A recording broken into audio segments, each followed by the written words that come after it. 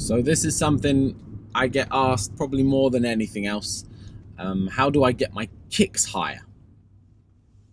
I get this question, I assume, because I kick relatively high and I'm quite leg dominant. So a lot of my guys, they see me kicking and they want to know how to get their kick developed. It's not a quick or easy answer. It's a simple answer, but in terms of the work needed, the real thing that it comes down to is consistency in a few key areas. So the most obvious of those, and what most people are aware of, but maybe they just don't spend the time to do it enough, is the stretching.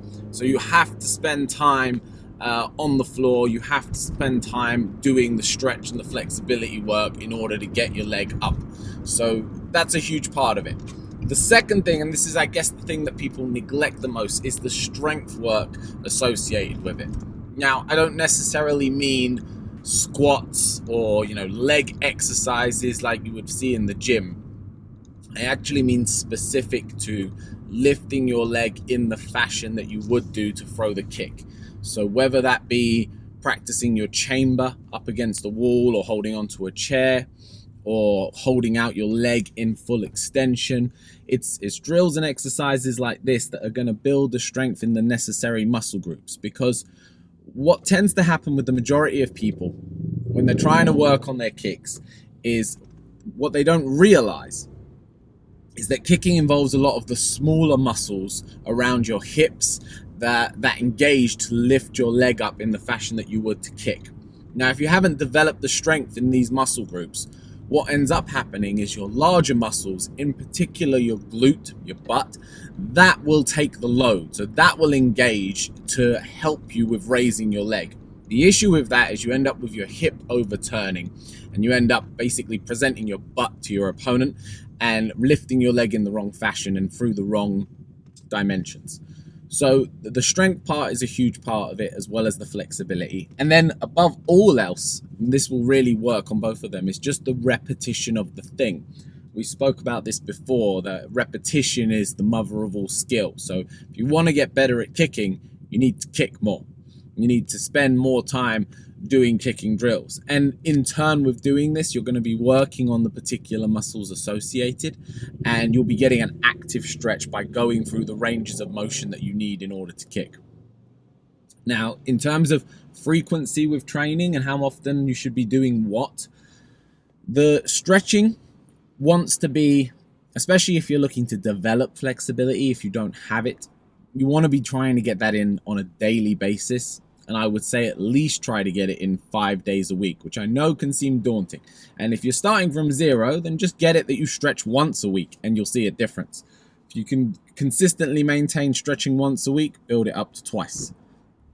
I've spoke before about the trick I find with stretching is to do it with something else. So for example, if you do enjoy to watch TV, or you got a Netflix show that you're binging, try to sit down in a stretch as opposed to just lounging on the sofa whilst you're doing it. And that's going to make the whole experience of stretching a lot more bearable for you if you're someone who doesn't enjoy it. Personally, I get a lot of enjoyment out of stretching. I find it quite relaxing. I find it quite therapeutic. The strength work, and this is, I'll try to link some videos below, or we'll definitely make a video on how to develop the strength in your leg for this. You want to be doing this, I would say, 3 times a week. And similar to how you would approach weight training and strength training, you want to take days off in between. So maybe Monday, Wednesday, Friday, you spend on drills like this, and then vary it from time to time. Again, if you're new to it, that probably will be way too much volume for you, and you can back it right up. Just have a kick day in your training, and on that kick day you work on these specifics of lifting the chamber, of holding the leg fully out extended, working 1,000 kicks on a pad, something along them lines, to get the volume in. And all of this combined, the biggest thing above all else is going to be your consistency. So it's not about doing mega leg work for a few weeks and then you kind of teeter off for a while, maybe you come back to it. It really is do what you can. So if it's 10 minutes a day, doing 10 minutes a day every day is going to see massive amount of benefit compared to doing a 1 hour once a week, every other week, when you kind of find the time. that kind of training is not very useful, and you don't see a whole lot of benefit. So really try to fit it in. Especially, here's a great way to do it. If you're at class and the class is just finished, normally you'll finish with a bit of a stretch anyway. Just stay on for another 5-10 minutes. I'm sure most coaches won't mind. If they're wrapping up, just take a bit of space on the side and just give yourself that little bit extra bit of flexibility work.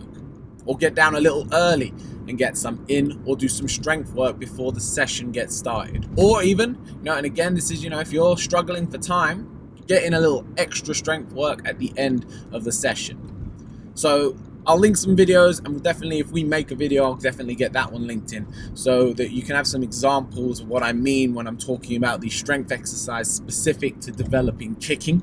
And this is more from the sense of a dexterity point of view of being able to lift your leg, particularly useful for those who do taekwondo, karate, freestyle kickboxing, anyone who wants to really develop their ability to kick with the lead leg, but also, of course, for anyone looking to develop that back leg kick as well.